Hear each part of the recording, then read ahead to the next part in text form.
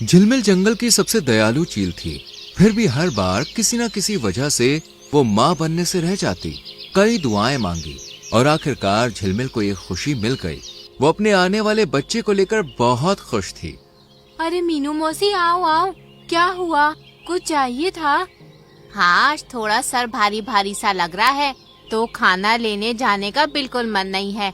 क्या तुम मुझे कुछ दाने दोगी? ये भी कोई पूछने वाली बात है मौसी। ये लो, मैं कुछ जामुन लाई थी, थोड़े से तुम ले लो, कल तक का काम हो जाएगा। तुम कितनी अच्छी हो, ऊपर वाला तुम्हारी हर दुआ पूरी करे। आपका आशीर्वाद है मौसी।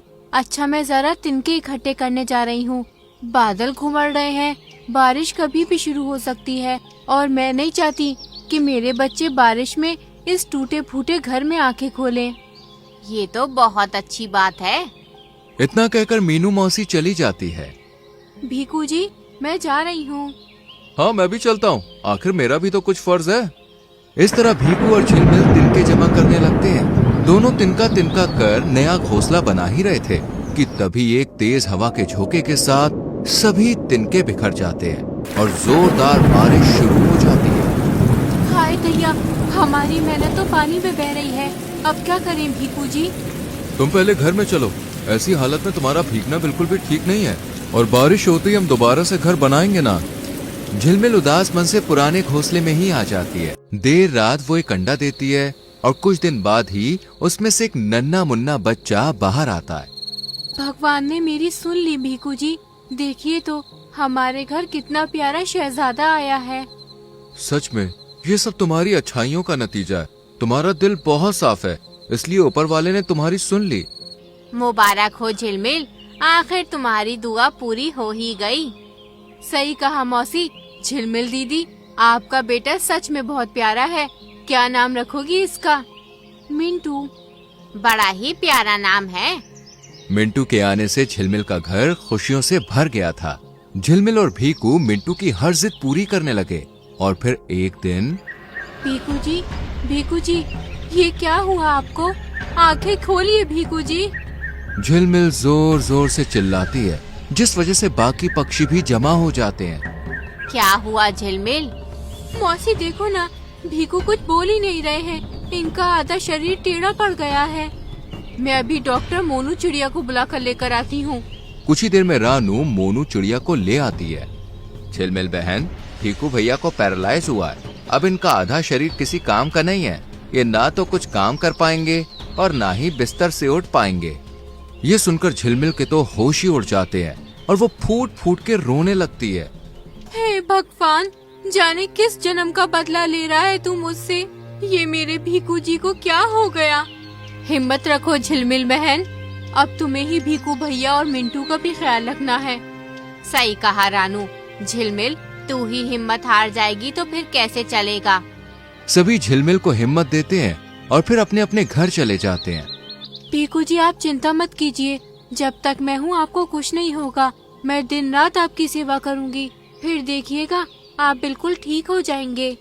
मम्मी, भूख लग रही है, कुछ खाने को ले आओ ना। हाँ बेटा, अभी लाती हूँ। इस दिन से झिलमिल दिन रात मेहनत करती है। वो भीकू का भी बहुत ध्यान रखती है और मिंटू का भी।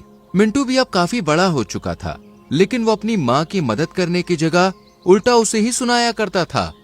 क्या मम्मी, ये रोज रोज बाजरे के दाने लाकर खिला देती हो? मुझे आज मीठे मीठे आम चाहिए बस। ऐसे जिद नहीं करते बेटा, मौसम कुछ ठीक नहीं है, किसी भी वक्त बारिश हो सकती है। ये मेरी गलती नहीं, तुम्हारी है। अब मैं नहीं जानता, मुझे भूख लगी है और अभी आम खाना है। झिलमिल बेचारी आंखों में नमी लिए आम की तलाश में निकल जाती है। बाहर निकलते ही बिजली की तेज गड़गड़ाहट के साथ झमाझम बारिश शुरू हो जाती है। ये बारिश भी अभी शुरू होनी थी। आम का पेड़ तो अभी भी बहुत दूर है, पर मैं ज्यादा देर तक यहाँ रुक भी तो नहीं सकती। भीकू जी की दवाई का टाइम हो रहा है। रानू चिड़िया अपने घोंसले में से झिलमिल को देख रही थी। झिलमिल दीदी, ओ झिलमिल दीदी, सुनो तो। क्या बात है रानू, कोई मदद चाहिए क्या? बारिश में तुम इधर उधर भटक रही हो, फिर और मुझसे पूछती हो मुझे मदद चाहिए क्या? क्या करूँ रानू, मिंटू को भूख लगी है और उसे आज आम खाने का मन है, तो बस वही लेने जा रही हूँ। पर इतनी बारिश में भीग गई तो तबीयत बिगड़ जाएगी। तूफान भी बढ़ता ही जा रहा है, तुम रुको। रानू तुरंत अंदर जाती है और 3-4 आम लेकर आती है। ये लो झिलमिल दीदी, ताजे आम है, मैं आज सुबह ही लाई थी, तुम इन्हें ले जाओ और जल्दी घर जाओ। लेकिन फिर तुम क्या खाओगी? मेरे पास और है, तुम ले लो। रानू का अपनापन देखकर झिलमिल की आंखें भर आती हैं। वो रानू के दिए आम लेकर घर पहुंचती है और भीकू को दवा देने लगती है। मिंटू, एक आम लाना तो तुम्हारे पापा को खिला दूं। आम तो मैं खा गया मम्मी, बहुत टेस्टी थे। तुमने सारे आम खा लिए, अपनी माँ के लिए पापा के लिए भी नहीं छोड़े। अरे तो भूख लगी थी, पूरा दिन बस कोई ना कोई भाषण ही देती रहती हो मुझे। जाओ, मुझे नहीं बात करनी आपसे। मिंटू रूठ कर अपने कमरे में चला जाता है। झिलमिल फिर से भारी बारिश में बाहर जाती है और कुछ गेहूं के दाने लेकर घर लौटती है तो उसे मिंटू की आवाज आती है। अच्छा हुआ जो मैंने 2 आम अपने कमरे में छुपा दिए, वरना मम्मी तो इन्हें भी ले लेती। अब मैं मजे से कल भी आम खाऊंगा। वाह बेटा, तुम अब ये भी करने लगे हो, मुझे नहीं पता था कि तुम इतनी स्वार्थी हो। ये सब देखकर झिलमिल का दिल टूट जाता है, पर फिर भी वो खुद को संभालती है और भीकू को खाना खिलाती है। अगले दिन मिंटू, मौसम विभाग ने चेतावनी जारी की है, कल से भारी बारिश और तूफान रहने वाला है, इसलिए तुम आज ही मेरे साथ हमारा नया घोंसला बनवा लो। इस घोंसले की हालत बिल्कुल भी ठीक नहीं है। क्या मम्मी, तुम भी? पिछले साल भी तुमने यही कहा था, पर कुछ हुआ क्या? नहीं ना, उल्टा जंगल में सबसे मजबूत हमारा ही घोंसला था। तुम चिंता मत करो, इस बार भी कुछ नहीं होगा। बस करो मिंटू, कभी तो अपनी मम्मी की बात सुन लिया करो। मैं उम्र में और तजुर्बे में तुमसे बड़ी हूँ और मैं कह रही हूँ ना, ये घोंसला सही नहीं है, हमें दूसरा बनाना होगा और तुम्हें मेरी मदद करनी होगी। मैं नहीं कर पाऊंगा कोई मदद, मुझे नींद आ रही है, मैं सो रहा हूँ। बिस्तर पर पड़ा भीकू अपने बेटे का ये बर्ताव देखकर बहुत दुखी होता है। वहीं झिलमिल भी दुखी थी। हे भगवान, कितनी भयानक बारिश हो रही है। अगर इसी तरह बारिश होती रही तो हमारे घोंसले का क्या होगा? मम्मी, आसपास के कई पेड़ टूट गए और कई घोंसले तहस नहस हो चुके हैं, हमारा क्या होगा? अब समझ आ रहा है ना तुम्हें? मैंने कल कहा था कि घोंसला बनवा लो, पर नहीं। ओहो मम्मी, अब मुझे लेक्चर मत दो, कुछ सोचो। अब कुछ नहीं हो सकता, बस शांति से बैठे रहो।